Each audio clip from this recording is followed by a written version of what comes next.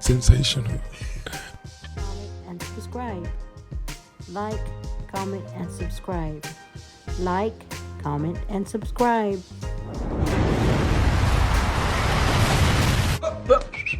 Like she's trying to scare her ex. She is around him energetically quite a bit. She watches him. She sees what he's saying. She knows what he's doing. It's very, very transparent to her, and you can't fool her. And you are going to stand so noted, accountable within the next 5 months. He's trying desperately to backpedal out of this. But whoever that man is, and it's a white man that has the tape or the information or however that is, one of the manuscripts with personal, private, written, handwritten documentation about what was said to her 3 months before she passed, what she witnessed, and the final straw that she couldn't take anymore. And it's not a case of domestic violence. It goes far beyond that and that. So it is domestic violence, but it's far, far beyond that.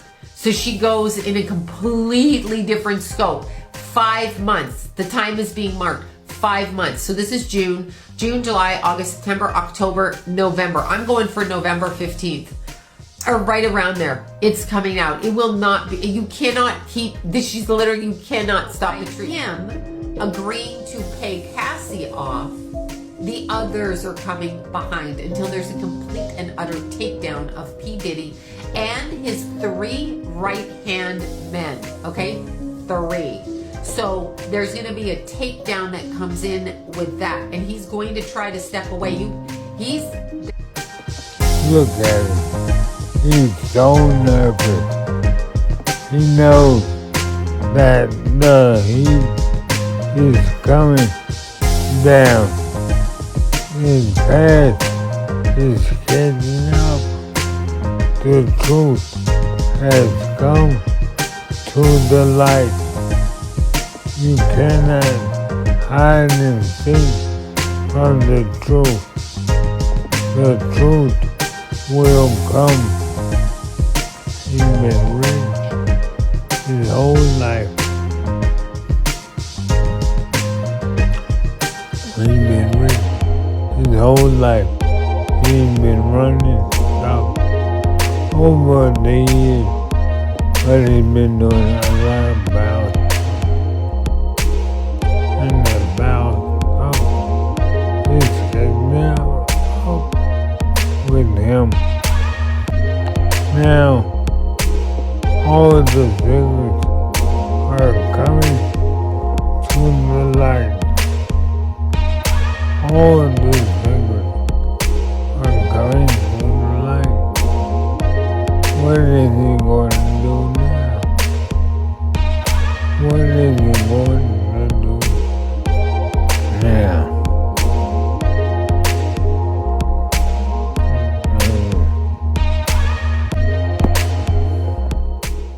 You can only do so much evil in your life.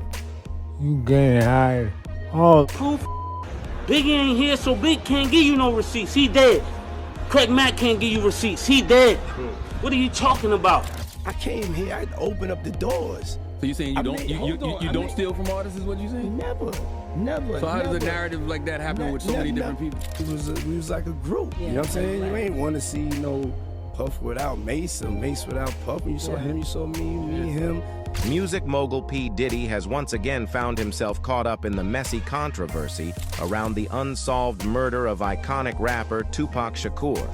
A new twist in the nearly 3-decade-long saga emerged after it was recently revealed that authorities in Nevada had searched a home linked to Dwayne Keefe D. Davis, a suspect who has since been arrested and arraigned. And you said that Tupac pulled out a gun. It looked like he was reaching, yeah. Okay. Yeah. Did you actually see a gun? Oh, shit. Keefe's nephew, Orlando Anderson, has long been thought to be a primary suspect in the rapper's K. But Keefe has also claimed he was an accomplice to the murder on several occasions. Keefe has in the past spoken on how he first met Diddy, who is alleged to have ordered the hit on Tupac, and how he regrets ever crossing paths with him. If I wouldn't have ever met him, I wouldn't have ever been involved in this BS, he revealed. I would have never met the brother. I never would have been involved in this BS. LAPD detective Greg Carding, who handled the case back in 2006 before coming to the conclusion that Diddy put a $1 million hit on both Tupac and Knight, who were his rivals, responded by slamming the LAPD. He's making a mockery out of the justice system, and the public perception is that Tupac's murder case is of little interest to the LVPD, he said. The optics on it are horrible, but now it appears Diddy, who also has a terrible history with his own artists, fears that some of them will come out to testify against him in the renewed case that has attracted huge public interest. So, just who are some of the artists who are likely to testify against the bad boy mogul? Let's find out. The beef between Diddy and his former Cine Maze has been going on for years now, and that means the welcome back hitmaker, once a close confidant of the bad boy founder, won't mind taking to the stand to expose his ex-boss. In March this past year, the Harlem World rapper went on Instagram Live and expounded on why he chose to lyrically call out Diddy on his song Oracle 2 Standing on Bodies. When I see the hurt and the pain of other people on Bad Boy, that motivates me to say something, Mace told nearly 1,000 people watching the feed. So, I don't be deemed as a person who just made a bunch of money and turned a blind eye. I'm not gonna be like the rest of the people around Puff that don't tell him he's wrong. I'm not gonna be like the yes men around him that see him ruining people's lives and never tell him he's wrong. More people on here will tell me I'm wrong, but won't say anything to him. They'll judge my beliefs, they'll judge my Christianity, and they'll say nothing to Puff. They'll say nothing about it's a concert for Biggie, and Biggie's own daughter couldn't get in. They don't say nothing about that. But all of his friends got 50 and 60 tickets. We're done with your games.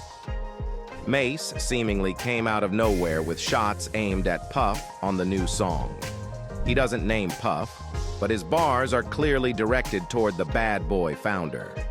Since Cain Ket Abel, I'm able to Cain love don't steal. My end change your name. Mace spits in the second verse, a reference to Diddy's name change in 2021.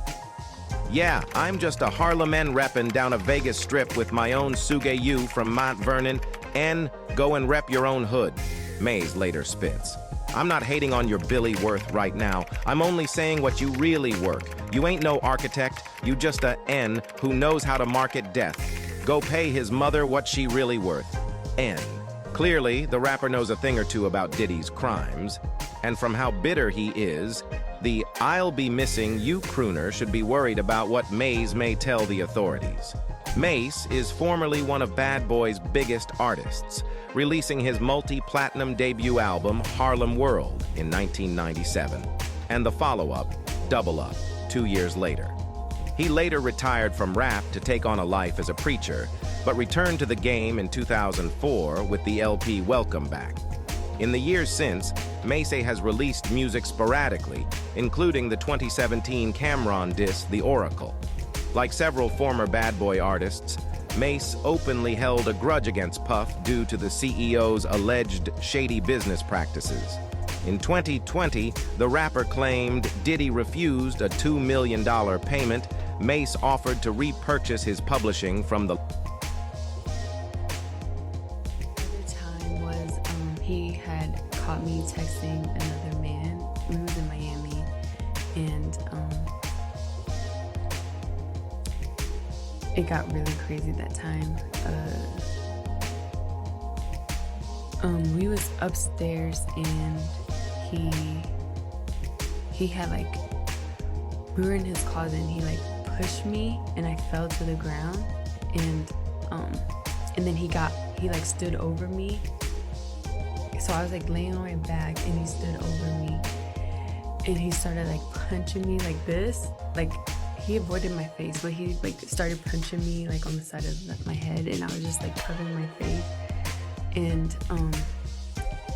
he did that, and then after he got done doing that, he like, cause he was standing, his legs were like in between me. So he like stomped on my stomach like really hard, and I like took the wind out of my breath. I couldn't breathe, and he kept hitting me, and I was like pleading to him, like, can you stop?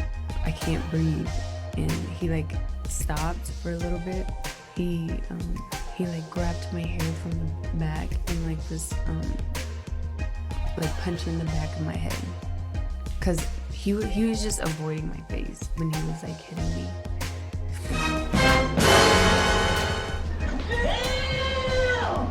Come here.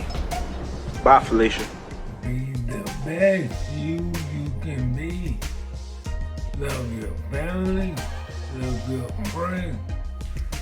Spread love, not violence, not this virus. As always, peace.